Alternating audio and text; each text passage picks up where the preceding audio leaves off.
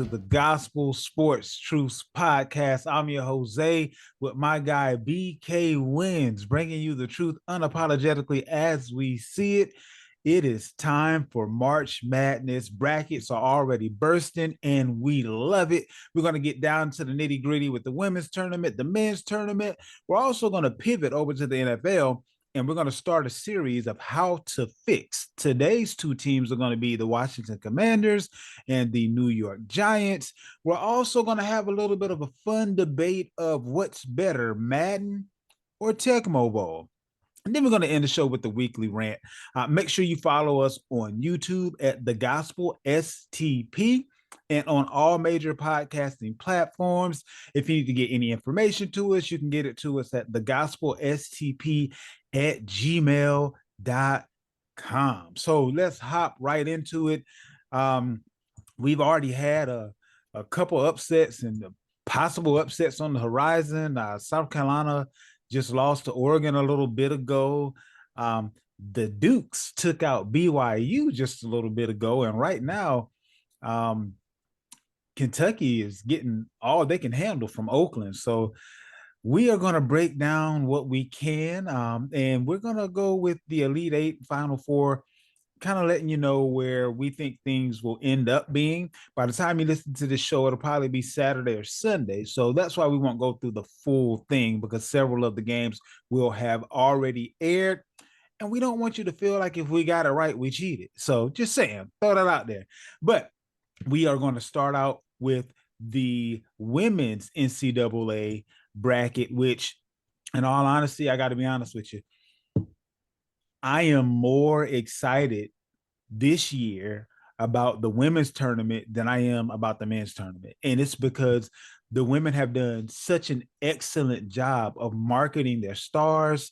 There's intrigue, their rematches galore, just about every bracket that you turn to. Their young gunners, they're ladies that are about to go pro that we've been now watching for 4 years that are household names. And I just really feel like the women's college basketball is on a tear right now, even more so than WNBA. Sad to say, I know more about the WNBA now because of the women that came from college in the last couple of years than I know in general about the WNBA. And by and large, I know more about college women's basketball right now than I know about the WNBA in general. So with that being said, though, we're going to hop right into it. We have the Albany 1 region that's going to be headed by South Carolina. The Gamecocks are primed to advance to their 4th consecutive Final Four. South Carolina, the SEC's regular season and conference tournament champion, and they're looking to become only the 10th team to compete as an undefeated national champion hopeful.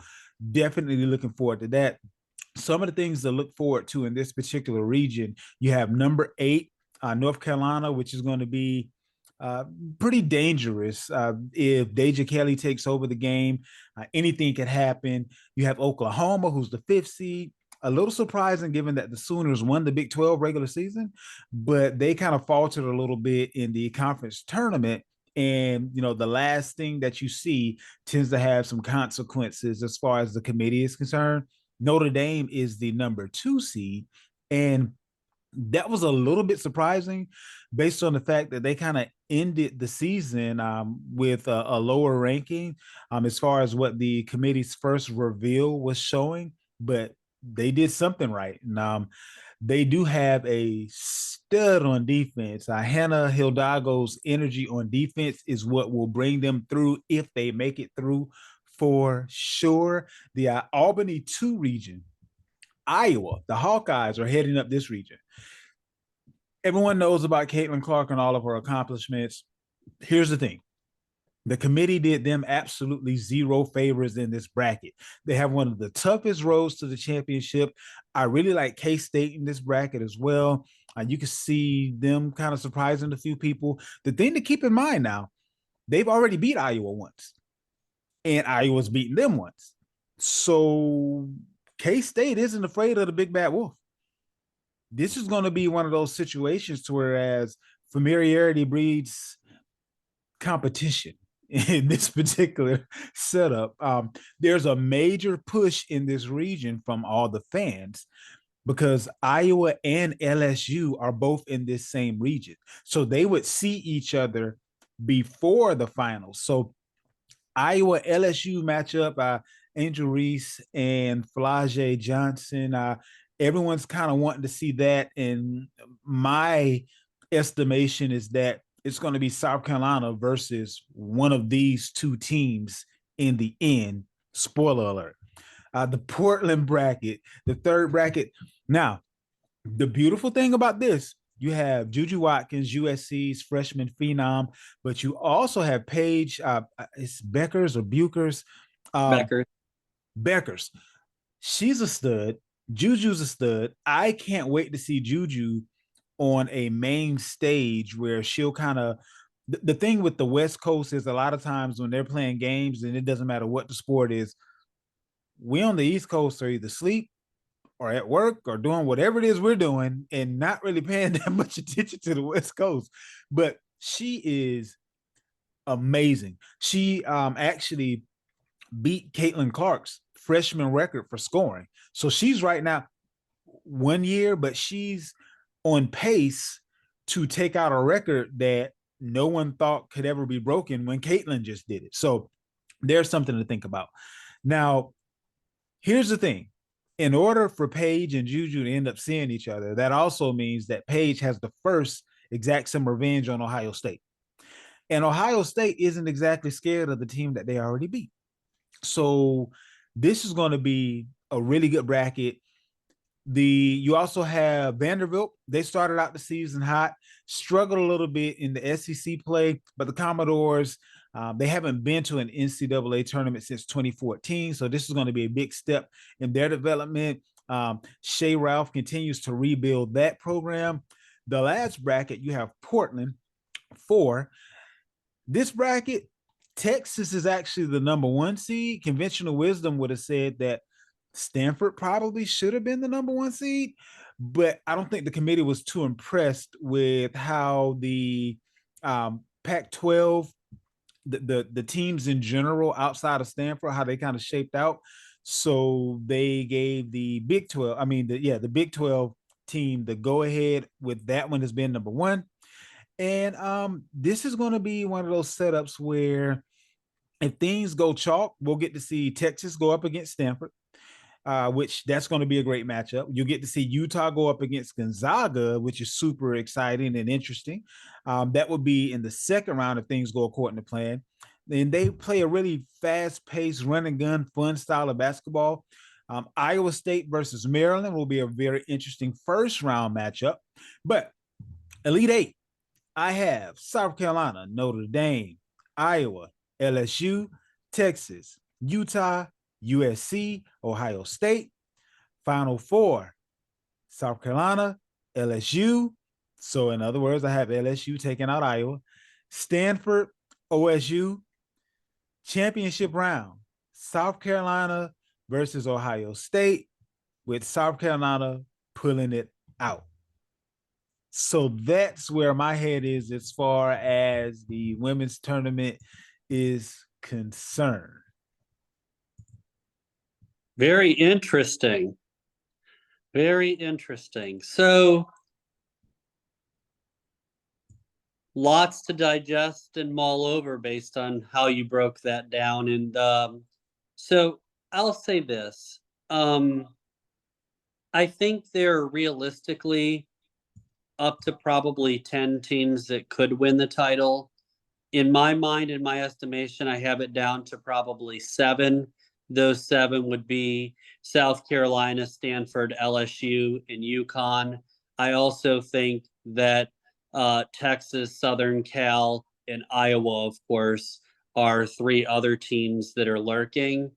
I only did, for purposes of this, my Final 4 and a championship and a winner. Okay. So I like South Carolina, Stanford, LSU, and UConn. I just think, and some of the matchups are tough, right? Like LSU is going to have to get through Iowa. We both have LSU getting it done there. I just think that LSU is a deeper team. Yeah. And I think they're a little bit better coached. I trust, even though I know in South Carolina here, Kim Mulkey's public enemy number one, or definitely in the top few. She just has that pedigree, and I just think, they've been there, done that. And then I like UConn. I really struggled with the Southern Cal UConn matchup in the Elite Eight, which is kind of how I had it broken down. Also, Stanford and Texas is a toss-up. Both of those games should be really competitive. I have South Carolina and LSU, and I have the Gamecocks winning the national title and running through and finishing an undefeated season. I'm going to give an unpopular view, though, Okay. about that. I really would have liked to see the Gamecocks drop a game in the SEC tournament, reminiscent of a couple years ago. You have a relatively inexperienced team that has the pressure of being number one all year.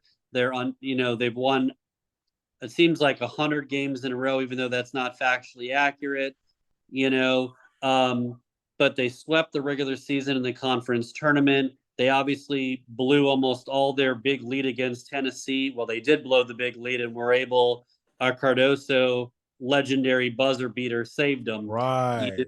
Right. Um, so I just, a couple years ago, they lost to Kentucky, I believe, in the SEC tournament that ruined the undefeated season, and it re-galvanized the squad, and they Yeah. played a really terrific postseason. Last year, they went in it undefeated, and Iowa kind of punched them in the mouth, and they just didn't really have an answer for Caitlin Clark. And look, I get it. No one really has an answer for Caitlin Clark. I understand. But when you're not used to being in these games very often, and you have that long streak, and you have a team that's relatively inexperienced, although very, very, very talented, I worry about how they'll handle the pressure of the bullseye on their back when it really, really counts. I definitely understand that.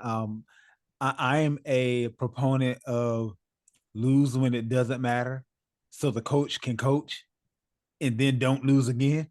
So I was one of those guys that as the this is taking it back and going to a whole nother sport. But when the Patriots were in that undefeated season, I was one of the ones that said no, we need to lose right now if we plan on winning the Super Bowl. Like you start reading your own press clippings, even if you don't want to, you just start getting that air of confidence about you that you don't have that healthy fear, not playing scared, but that healthy fear of the opponent. And hopefully that doesn't come into play with South Carolina, but I get exactly where you're coming from as far as that sentiment is concerned. Why don't you go ahead and take us into the men's tournament, and we can go region by region, and we'll kind of go back and forth to what we got there. Yeah, for sure. So for my Elite Eight, and I can't wait to hear what you're going to say about this. In the Elite Eight, so let me preface this by saying I think the three best teams, and there's a gap between Okay. number two and number three. The two best teams are UConn and Houston. They have Okay. been the best two teams the entire year. And I know, I'm well aware that Purdue is, back-to-back Big Ten champions. They probably have back-to-back Player of the Year in Zach Edey, who's a beast. But as you and I like to talk about, both at work and on the show, I'm not getting any love from West Lafayette because I call them Perdon't. Why? Because when the lights shine bright, they fold like cheap tents. And look no further than the Big Ten tournament, where we saw, based on their style of play, they don't blow people out. They don't have those scoring runs. UConn, Houston, North Carolina, they have devastating offensive runs where they'll go on 20-2, 24-2, they will blow you out. And Agree. Purdue plays these really tight defensive games. They squeaked by Michigan State, and I know it's March with Izzo, and I know the resume and the pedigree, but they won that game by 3. Then they got beat in the Big Ten semifinals by Wisconsin in overtime. Again, another tight game against a team that they were ranked better than. So when they play in the tournament, they play these tight games. It's not hard to stay with them, and you're going to get beat. Teams will get hot. Not a fan of Purdue. I I know the hate. definitely understand. Yeah, we're on the same page there. There are accident waiting to happen, and I think the biggest threat to Purdue in this bracket is going to be Tennessee. Dalton Connect is a stud. He leads the SEC in scoring with over 24 points a game in the conference. And honestly, he would get my vote for best player in the region right now. He's a 3-level scorer with NBA size, lift on his jump shot, so you can't really block him or anything of that nature. I really feel like Tennessee is going to be the kryptonite to Purdue, but it won't quite be as embarrassing as the 63-58 defeat that they suffered against 16 seed Fairleigh Dickinson last year. So, Which, by the that's way, kind of where is I'm. only the second time a 16 has ever beat a 1. That's pretty bad. By the way, Purdue also has the dubious honor of 3 straight tournaments getting upset by double-digit seeds. Never been done before. Yeah. So they have that on their resume. Anyway, without further ado, here's my Elite 8.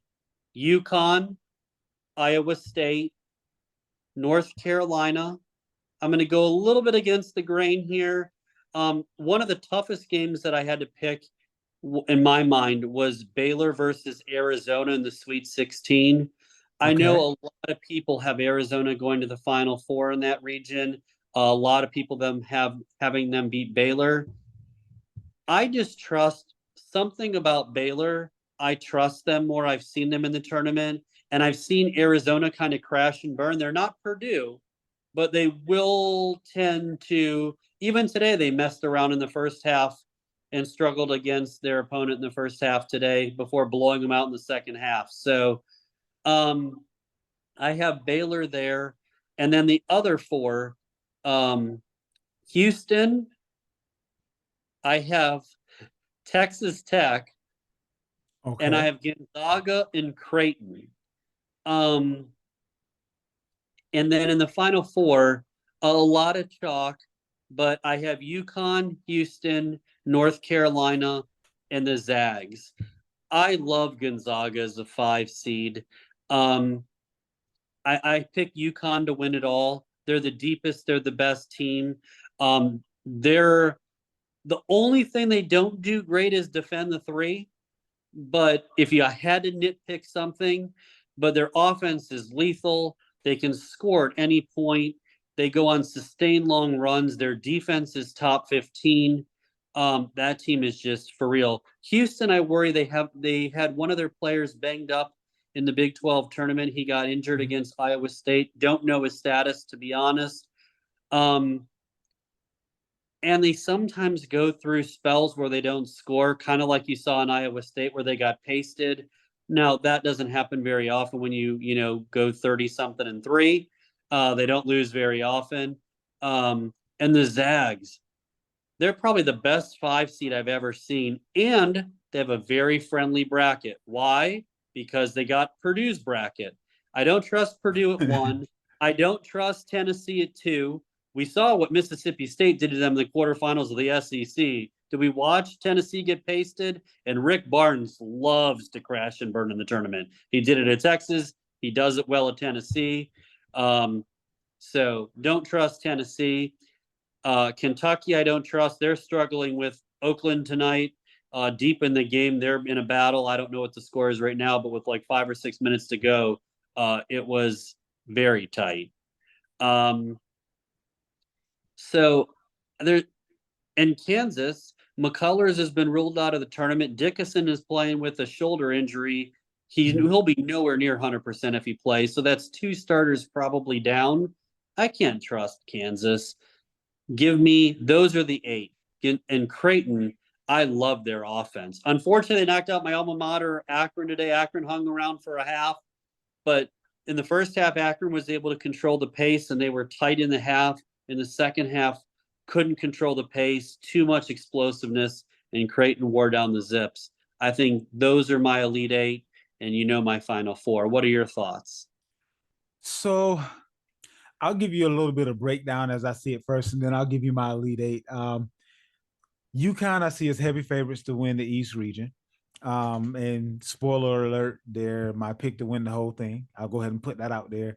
Coach Dan Hurley found new talent and transfer Cam Spencer. He's the nation's most efficient player by points and possession, by points per possession, excuse me. And freshman Stephen Castles, the team's best pro prospect, I kind of see them being a bit too much for anyone in that particular region. I do see the biggest threat to them being Auburn. Bruce Pearl has his team kind of running on all cylinders at the right time. They have a quality win over Florida to win the SEC tournament, and they're deep at every position.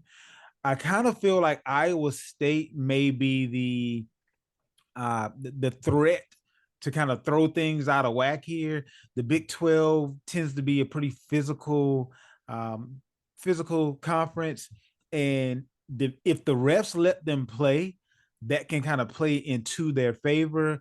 They tend to trap pick and rolls and double the post, which has led opponents to free throw rates around 250th in the country. So that's not good for the opponent, at least. So it's going to kind of depend on what type of game they play.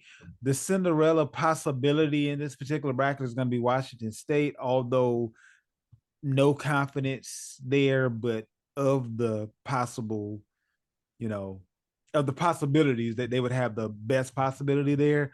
The South region, you have Houston.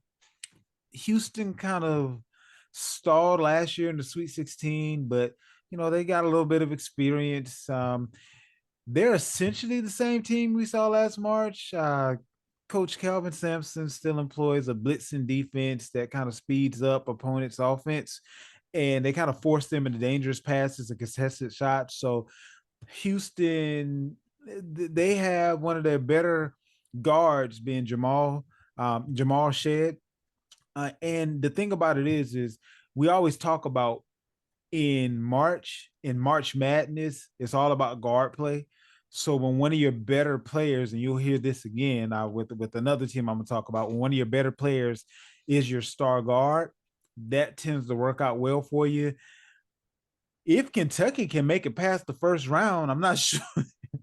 I'm not sure what happened in that when we were just seeing Oakland sticking toe to toe with them, but what tends to happen a lot of times is they'll kind of settle in after that first round and you'll kind of see a little bit more of who they actually are. I can see them being a sleeper to possibly come out of this bracket. They aren't my pick to come out of the bracket, but I can see them as a sleeper team there. Um, you got the Duke Blue Devils in this bracket too. They haven't been their traditional selves, but they are a blue blood. So you have to make sure that you continue to take a look at them. The Cinderella possible team would be James Madison. Um, they entered the tournament with the nation's longest winning streak at 13 games. So we'll see how that works out. They do have the scoring duo of Terrence Edwards Jr. and TJ Bickerstaff. So we'll kind of see how that ends up working out. Now, the West region has North Carolina, and North Carolina, they have their guard RJ Davis and their center Armando Bacat. I think is how you pronounce his last name. But they're going to be a tough out for anyone in that particular region. As you said earlier, Arizona could possibly be the threat to North Carolina in this particular region, and it's a tough region. It's a really tough region. Arizona has Caleb Love leading them. He's a talented scorer, but he's not overly efficient. And if he plays the ball hog style of basketball that he can kind of get into sometime, that can become problematic. Alabama's also in this region. Now, they have the closest to a pro style of offense, but they also don't necessarily have the same level of talent as some other teams in the bracket. So we'll kind of see how that goes. Um, and that's kind of where I am with the West, the um, Midwest region. So Purdue, we talked about Purdue. I don't trust them to come out of the region, but I do trust them to not make the same mistakes that they made last year. So I kind of actually see Tennessee, who had that moment of clarity that maybe we aren't as good as we thought we were and we still have some room to grow. I think they got that knock on the head at the right time. So again, with Tennessee, with Dalton Connect, been one of the better players in the SEC. When his game is on, they're a tough out. Like you said, Gonzaga is going to be a huge threat in this particular bracket. So I can kind of see things possibly tilting their way, possibly. But to give you my Elite Eight and Final Four, I have UConn, Iowa State, Houston, Kentucky, North Carolina, Baylor, Purdue, and Tennessee. Out of those, I have UConn, North Carolina, Kentucky, Tennessee. Then I have UConn, Tennessee in the championship and I gave my spoiler alert earlier, UConn taking the whole thing. So that's kind of how my bracket breaks down. Questions, comments, concerns, emotional outbursts. What we got? No, I mean, all in all, I think, and if you look, um, I have breaking news. Okay. Don't tell me Kentucky lost. They did.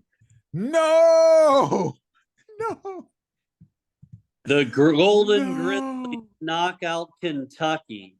So if you, by the way, for those of you who will be no. watching this and listening to it, I need you to know that part of the reason why I was gazing a little bit is I was actively monitoring this. Is this game was very tight, but the Oakland Golden Grizzlies knock out Calipari in Kentucky. No. Another upset. As far as my Wow. comments go,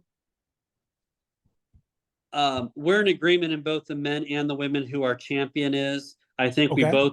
we both took the predominant favorites. I think we'll all agree that South Carolina was the women's favorite. They've been the best team all year. It's hard to go against them until they lose. Right. It's easy. UConn's been the best. Like, I know that Purdue and Houston have been at the top of the ratings. It's kind of been a battle between those three. Mhm. But if you really watch the games closely, UConn is the best team with the fewest weaknesses. They have I the agree. biggest. And in the tournament, what I look for is who has the biggest margin of error. They can Okay. they have the biggest margin of error where they can make mistakes. They can have a defensive breakdown. They can have a cold shooting day, but they have enough intangibles and weapons that they can overcome that. I love that UConn team. I think it would be a shock to me if they weren't the team that cut down the Nets. Um, as far as your Elite Eight, um, very surprised that you had Purdue going as far as you did. I think I that's think the they're going biggest. to learn from last year. I think they're going to learn. They got their comeuppance. So they're going in wide eyed. They aren't thinking they're going to beat anyone before they're in the game and have gotten the job done. So that tends to put a little bit of thickness on your skin, if you will, when you take a loss like that. You don't take anything for granted anymore, ever. No, for sure. So with that being said, I'm going to move really quick Okay. to my best bets. Gotcha. Let's hear them. So a handful of them already happened to be clear today, but I want to give you the thought process behind why. And then I also have a few that are in the future. So when people listen to this, they'll know that they were done prior to the games happening. I'll Gotcha. start with the ones that haven't happened. We've seen a habit of 11s knocking out 6s today. We already saw the Ducks. We already saw Duquesne. There's going to be another one tomorrow Okay. where New Mexico is a -2.5 point favorite over Clemson, the 6th seed.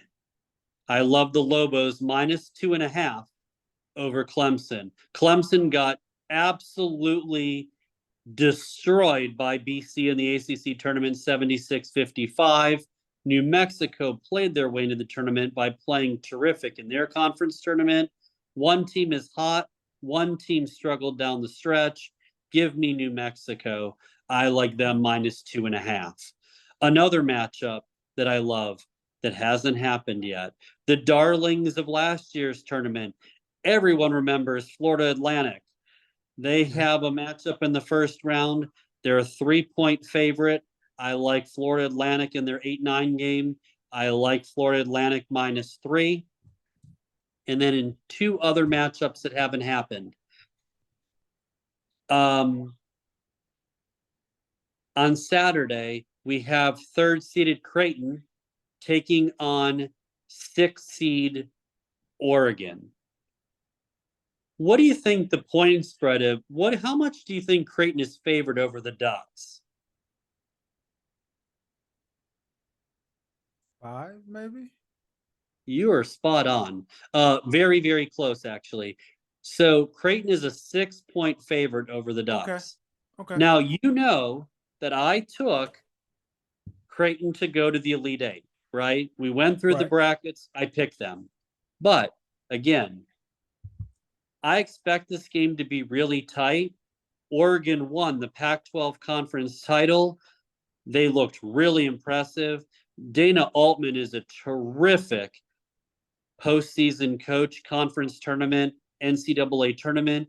He was 7-0 in first round games, lifetime coming into, at least at Oregon coming into today. Make that 8-0 after the beatdown of the Gamecocks. I know that does not make you happy, but I love Oregon +6 over Creighton. I think they'll keep it close. Give me the Ducks +6. And in a last matchup that hasn't happened that I think is absolutely baffling this point spread. North Carolina plays Michigan State Right. on Saturday. Now, we all know what Sparty and Izzo do in the postseason. Absolutely. 26 straight NCAA tournament appearances, an all-time broke Coach K's record. So we know. Guess how much North Carolina is favored over Michigan State?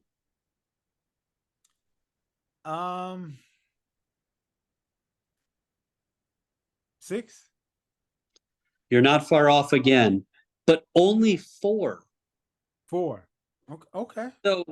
So I'm confused, Zay. Help me understand. We have one team that won the regular season ACC title.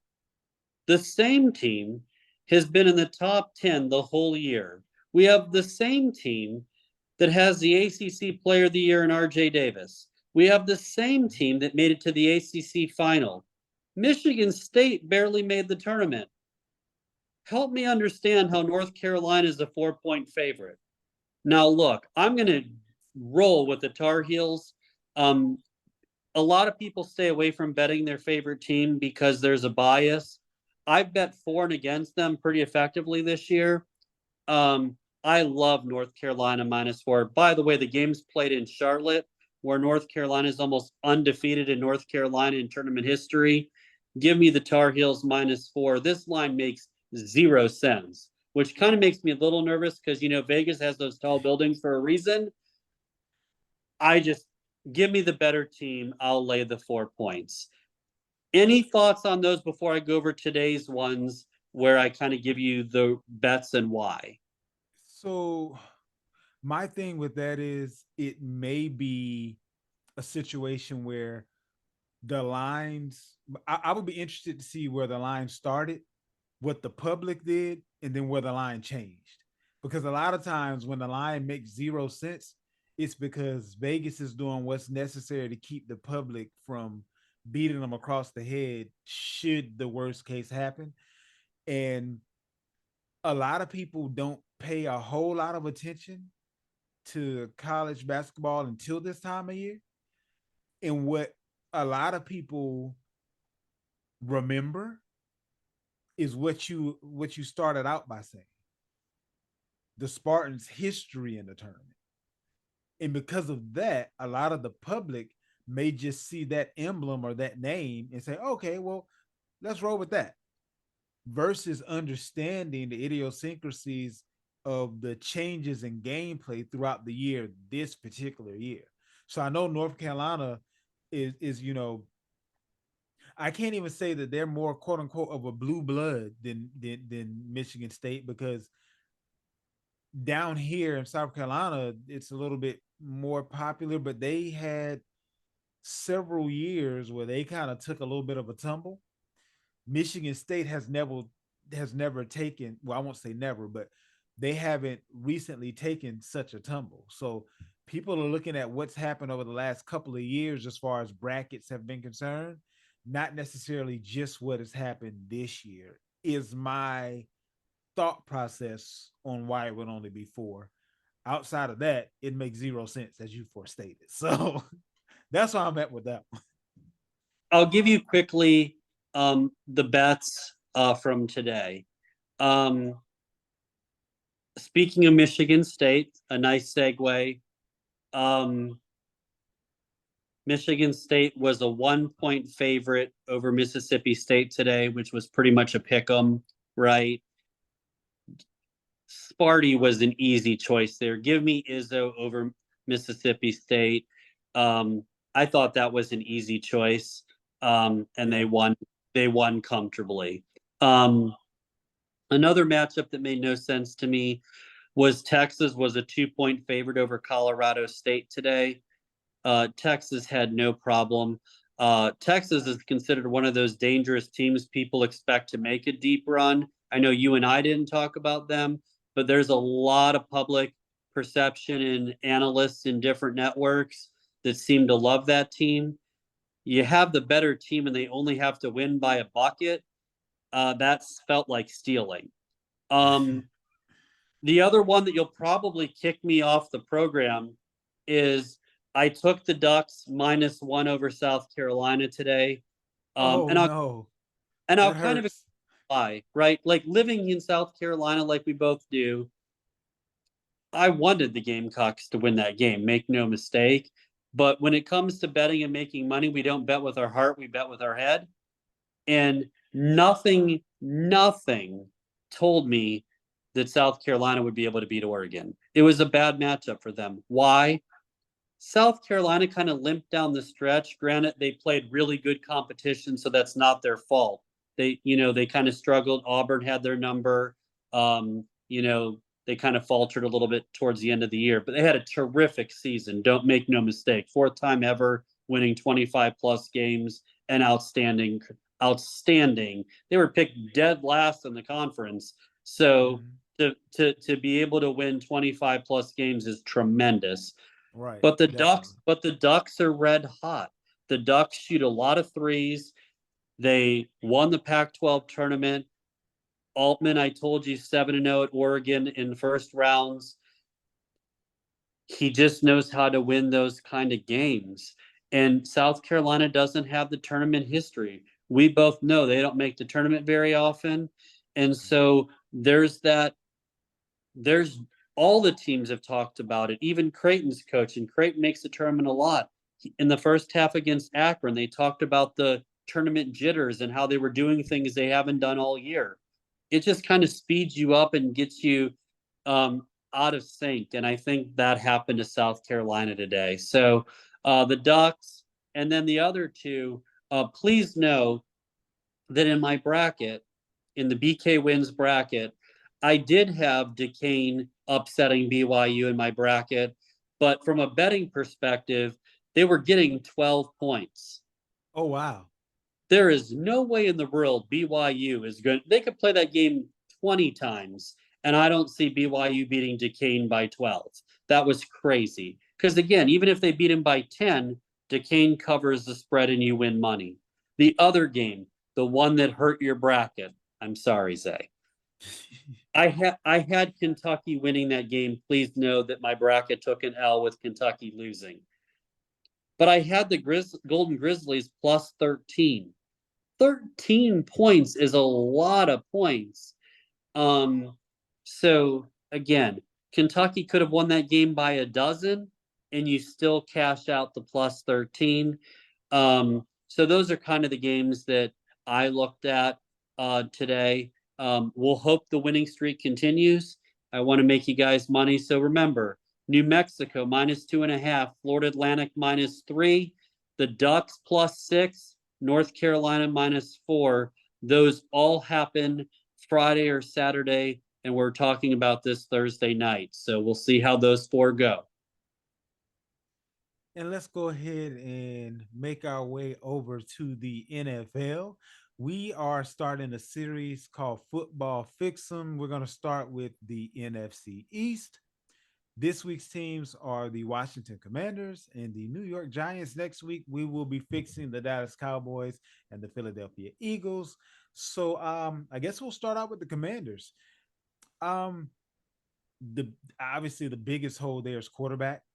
They're gonna attempt to fix that in the draft. Um, right now, I don't know if they're gonna try to put together a package that will move Chicago enough that they're willing to move off of that number one spot and Caleb Williams can go home to Washington, or if they end up going with Jaden Daniels, the LSU Tiger. Just 2 weeks ago, the betting favorite as far as the quarterback that would be going number two was Drake May. So I don't know what happened between the last games that these guys played and the 2 weeks prior till now that made Daniels move up the draft board or move up the Vegas odds, if you will. And Vegas tends to be pretty spot on as it pertains to such things. But that's where we're looking as far as quarterback is concerned. They also need an edge rusher. They traded away Chase Young as well as Montez Sweat. So they're going to need somebody that can get to the quarterback. They need a tight end. They cut Logan Thomas, and their backup tight end Cole. He's less than desired. I mean, he's not anything that you want to write home about. Cornerbacks, they were horrible last year. And Kendall Fuller, which was the best out of the bad bunch, is a free agent if he hasn't signed somewhere yet. I don't believe he's signed anywhere yet, but he's a free agent nonetheless, or he won't be back there. So they got to figure out something with that secondary. The O line was shambles. They had the worst sack percentage of any team in the league last year. So anything that they can get done on the O line is more than necessary. I don't care who your quarterback is, young, old, or indifferent. They're not going to be able to get very much done running for their life the entire game. And linebacker, no one of note in this position. Anything they can do to upgrade that particular position would be great. There were a few free agents that were out there that would have been worth picking up. I don't know if it's a money situation or if it's a we don't want to play for that team situation. But as of right now, they have so many holes to fill that if I'm the GM there, and I know this may sound sacrilegious, but I don't think I draft a quarterback this year. I would have gone with one of the elder statesmen trade it down, because right now you can get so much for that number 2 pick, and you can fill in some of those spots. There's no point in getting a quarterback if he's going to be shell shocked, because there's no O line to keep him upright and breathing. And then you're basically starting over again. It'll be no different than the team that we're going to talk about next with the Giants, and how they screwed up Daniel Jones. Um, but yeah, that's my assessment of the Commanders. What say you? And then I'll let you go ahead and go first as far as the Giants are concerned. Fair enough. So, little spoiler alert, say a BK fun fact. Okay. Two favorite teams as a kid were the Washington Commanders and the Broncos. So I Gotcha. follow this team very closely. The biggest thing that they've done great is we no longer have Daniel Snyder as owner. That's what we Well, call it by. touche. So having new ownership has breathed a huge amount of fresh air. It's a different culture. They are no longer the dysfunctional Commanders. So they have a lot to look forward to in terms of competent ownership matters. I think you did an excellent job of breaking down the team. I would say my notes for them, and I'll get into a little bit more detail in a moment, but quarterback is by far the most pressing need.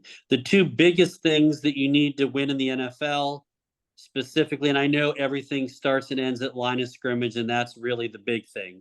But if you were to pinpoint two things, it's head coach and quarterback. You can't win in the NFL if you don't have a good quarterback.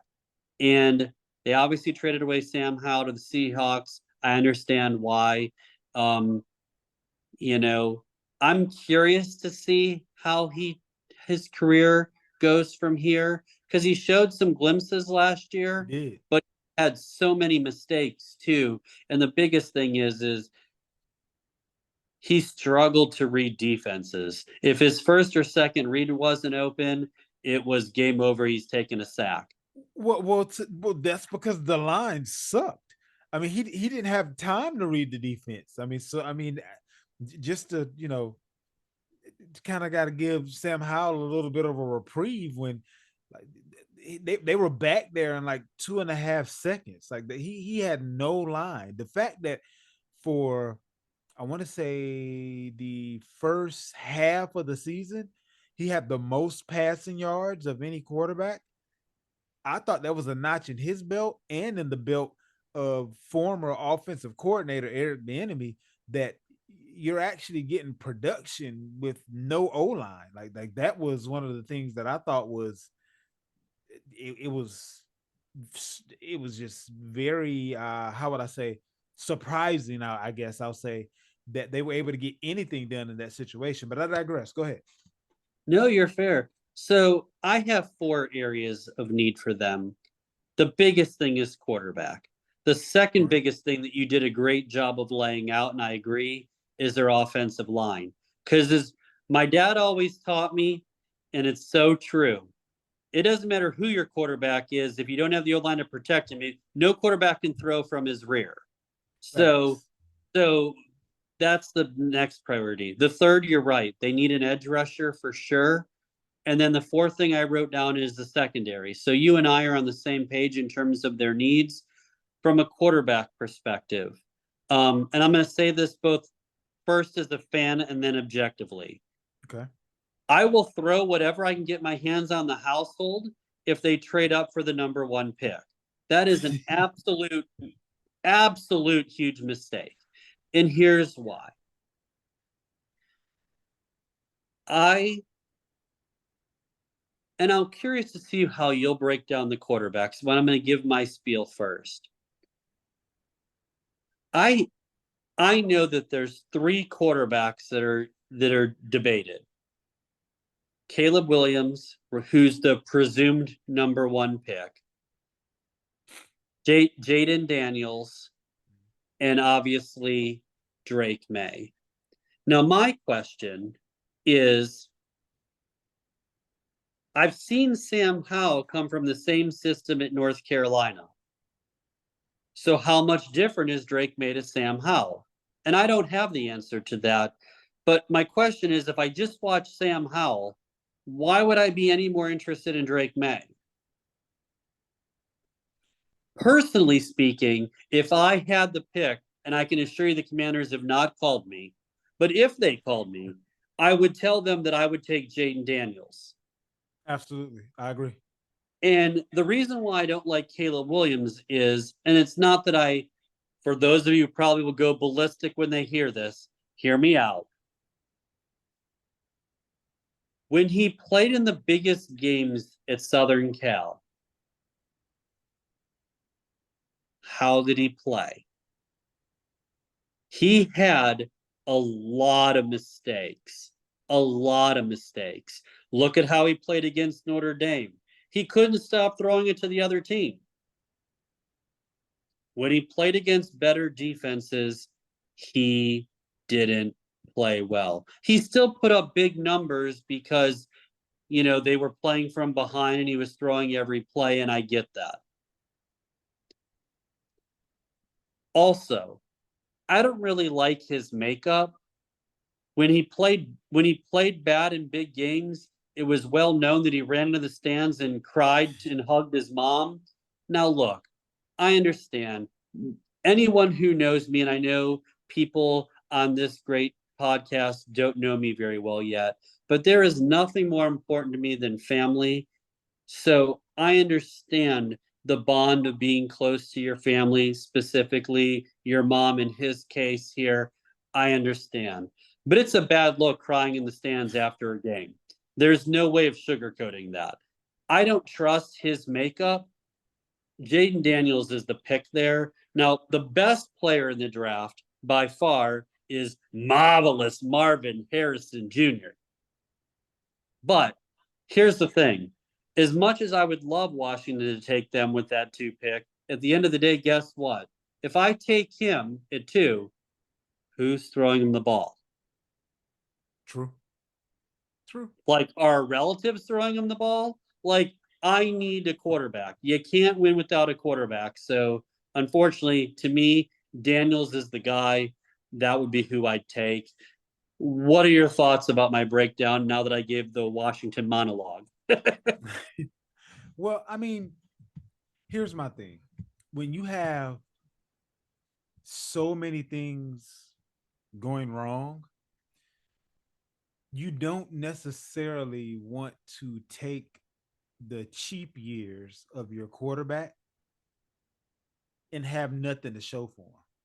That's why I'm a proponent of get the weapons that the quarterback's going to need, get the line that the quarterback's going to need, get the veteran to hold it in the road, and then trade for a high enough pick to go get a guy if that's what you want to go do. But you can't tell me that there's not going to be another Drake May in the draft next year, year after next, year after that.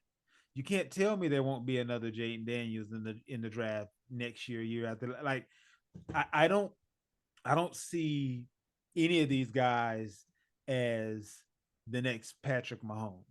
I don't see any of them as the next Joe Burrow. I don't see any of them as the next Josh Allen. Like they aren't. It isn't that this crop of quarterbacks is closer to the crop from 2021 than any other crop. And that was uh Trevor Lawrence, Justin Fields, like it was guys that at this point in their career, I think only one of them is, I think one of them is starting. I think Trevor's the only one starting. That Mac Jones was in that crop. Like it was just it was names that you were familiar with, and based on college success, you felt like they could do something in the NFL. But I just don't know how I don't have the confidence that it's can't miss guys. So I don't want to put a guy that's not a can't miss guy in a situation that's built to miss. Because unless you hit on every other pick, how are you planning on keeping him upright and breathing? Because you don't have an O line, and whoever you get to go there is going to be starting because you don't even have a backup quarterback anymore. Um, so I just I don't know. I feel like Washington is going to do to whoever they get at quarterback exactly what the Patriots did to Mac Jones. They may look all right year one, might not look good at all, but they're going to be gun shy, and it's not going to work out the way that it could work out. Is my humble opinion. Go ahead and kick off the Giants. Sure. So the Giants are very similar to Washington in terms of their biggest need. In my estimation, they have two big needs. I love their defense. Their defense is solid. But where they struggle is quarterback. To me, Daniel Jones is a miss. I've never liked him. He's not played well. The fact that he's always on the hot seat tells you the problem there. And then the other big glaring hole is running back, right? I understand Saquon Barkley, they didn't pay him, but do you know who their starting running back is right now? Devin Singletary, the Right. definition of a journeyman. So help me understand that your offensive brilliance is Daniel Dimes, who probably is now Daniel Pennies, and Devin Singletary. Like the Giants might as well pencil themselves into 10-3 games all year because I don't know how that team's going to score on offense. And I will tell you that if I was a Giants fan, that would be a guaranteed drinking game. So my thing with okay, I have the same feeling with the Giants that I have with Washington, but not exactly the same. I don't think Daniel Jones is that bad. But the problem with Daniel Jones is he has no offensive line, so he stays hurt because he's running for his life all the time. Not only does he not have an offensive line, but they don't have a true number one receiver, and he hasn't had one in his career. Daniel Jones' best wide receiver in his career has been Shepard. They drafted Robinson, they drafted Hyatt. They aren't true number one receivers. And the thing is, my thing is this: you can't ask for the best out of a quarterback when you don't give them tools to work with. If I have to run for my life and I don't have wide receivers that can run and go get the ball, and I have to run the ball more often than I would like to, based on Saquon Barkley kept getting hurt behind this whole line. Saquon Barkley had one of the worst rates of contact as far as the O line was concerned. He was normally being contacted at the line or behind the line. That tells you how horrible this offensive line is. And Saquon Barkley is a talent. We know he's a talent. But if Very that guy, who is a special running back, is getting touched at the line or behind the line with this O lineman, what is a just above average quarterback going to do? So I can't necessarily blame Danny Loose Change for the results that we've seen in New York. Um, they have to change up that offensive line. They have to make sure that Jones stays healthy, get him a true number one wide receiver. Their cornerback group is bad. Adoree Jackson is heading out. He was the best of a bad group. And they need a tight end because Darren Waller is cooked. If he can play, he won't play very long. His hamstrings have been charred. They're overcooked. You can't put them out for dinner. You got to throw that bad boy in the trash. His hams are done. So good.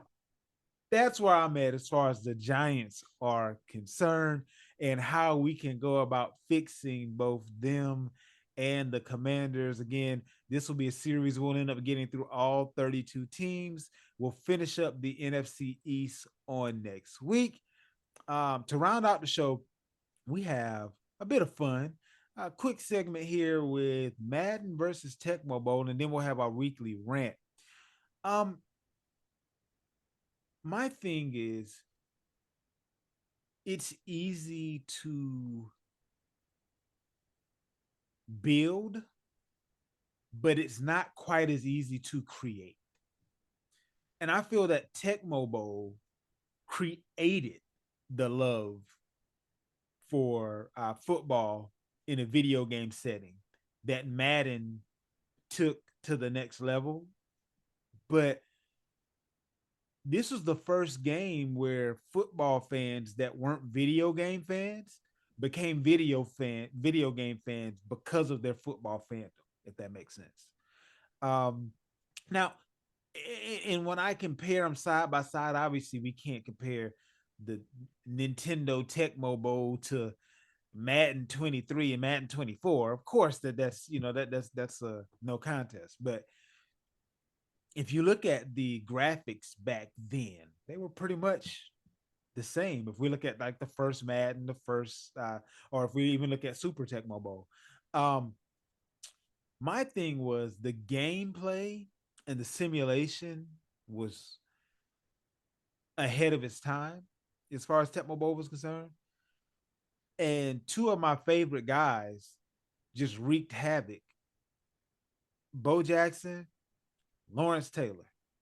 You couldn't do anything with them. Like there was nothing you can do with those guys. You didn't even know how. You didn't even have to know how to play the game, and they were true to what you saw on the football field. I don't care what team you're going against. I don't care how good that team is. It's a is what it is that they gonna get. They gonna get theirs.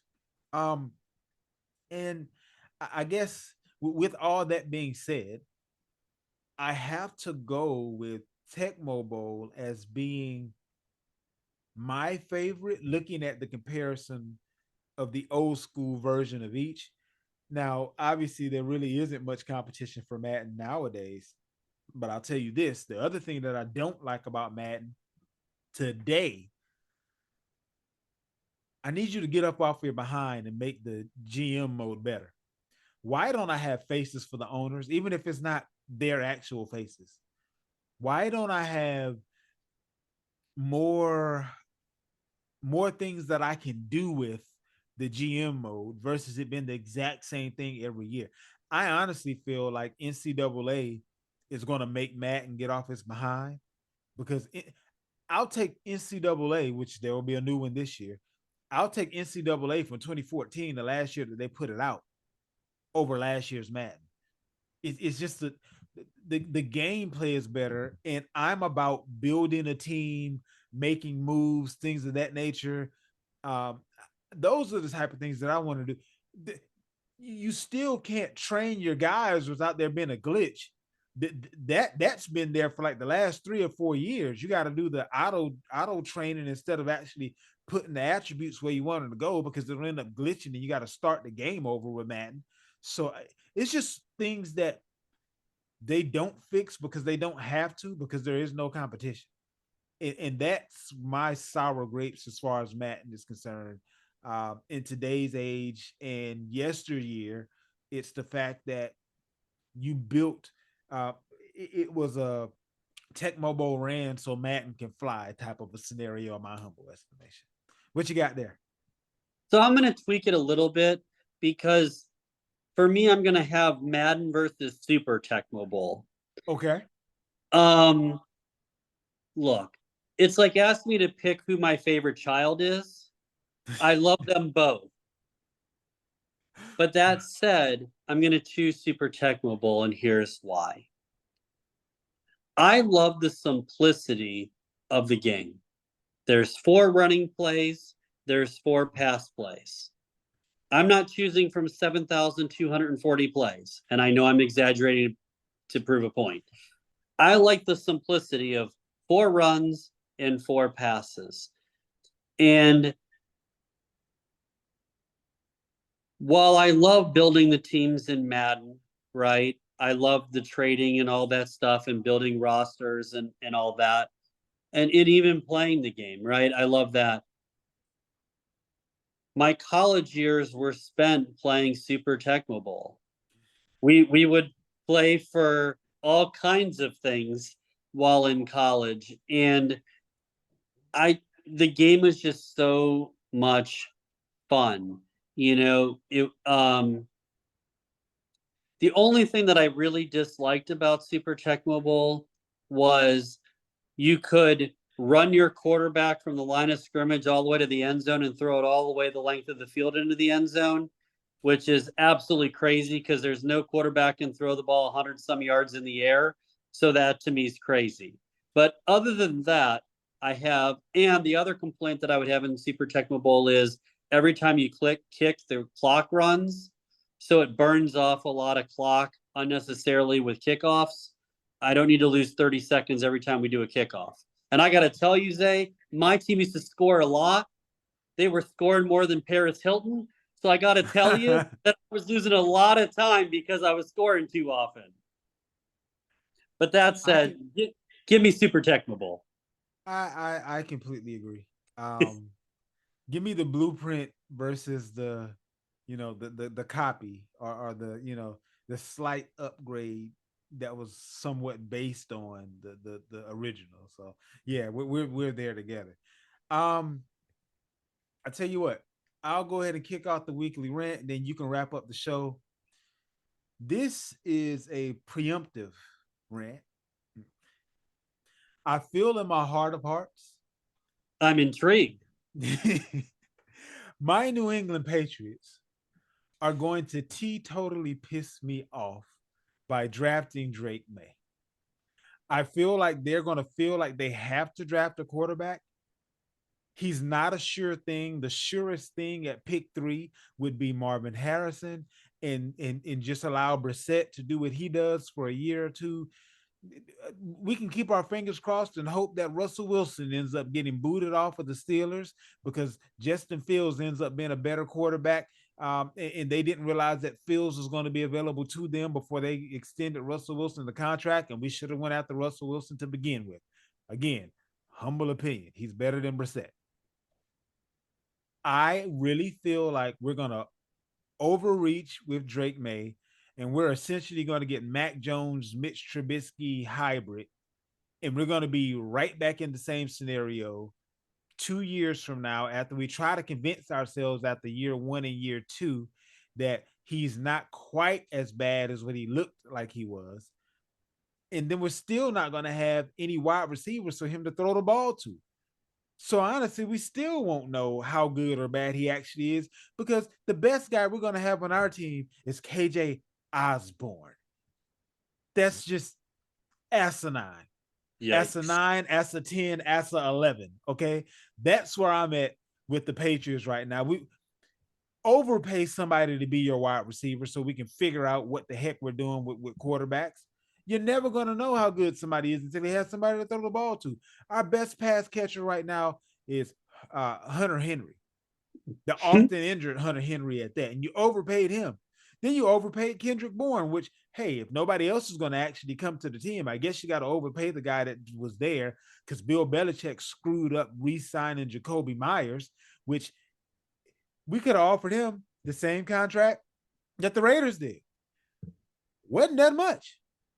He went to the Raiders and immediately proved dividends, but we wanted to overpay Juju Smith-Schuster, which he's done absolutely nothing, and we can't even find anyone to give us a 6th-round pick for him at this point. So don't draft a quarterback until you have weapons for said quarterback, or don't judge the quarterback until you get weapons, which is not going to happen either. There's my rant for the week. I love it. I love it. Love it. My rant centers around officiating. Okay. Specifically, replay and the use thereof. So, in tennis, we're going to have story time with BK. Very Cliff Note version of story time. So, in tennis, they have Hawkeye. So, in a lot of the majors, they no longer have lines people making calls. Okay. They have the chair umpire. They still have their ball girls and boys to retrieve the tennis balls. But the Hawkeye makes all the calls, and the chair umpire just relays them, basically. Relays the message. Why am I saying this? It's not to help you sleep better, but there is a point. In baseball, I am tired of watching home plate umpires who struggle to find what a ball and strike is. And sometimes we're halfway through the game and they still don't know what a ball and strike is, nor does anyone else. At first, second, and third base, by all means, keep the umpires there. But there is going to be a chief umpire, and his job, they're going to have somebody electronically call balls and strikes. That is definitely needed. I'm tired of it. But more specifically, when it comes to replay, especially now that we have March Madness going on. My dad always taught me, son, officials never win or lose you games. And that's true. You have a whole period of a time, whether it be 4 quarters, 2 halves, whatever, to overcome whatever opportunities or mistakes officials make, right? None of us are perfect. And I'm told by a lot of people that the whole reason why we have replay is if we have the technology to have replay and we have a chance to get the call right, why wouldn't we use it? Well, here's my thing. You and I watch a game or two.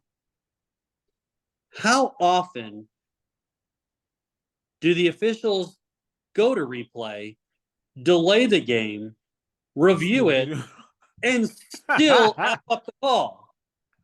Right. What are we doing? So my rant is, if you're going to use replay, get it right. Get it right. Because college basketball is a huge, huge moneymaker. Yeah. Millions and millions and millions and millions of dollars are being bet on college basketball. At the end of the day, games are going to be won or lost, specifically tight games, because officials miss easy calls. Get it right. End of rant. And that about wraps it up for this week. We are so glad that you joined us. Make sure that you join us next week. We promise to be just as entertaining, if not more so. But until then, remember, tell the truth.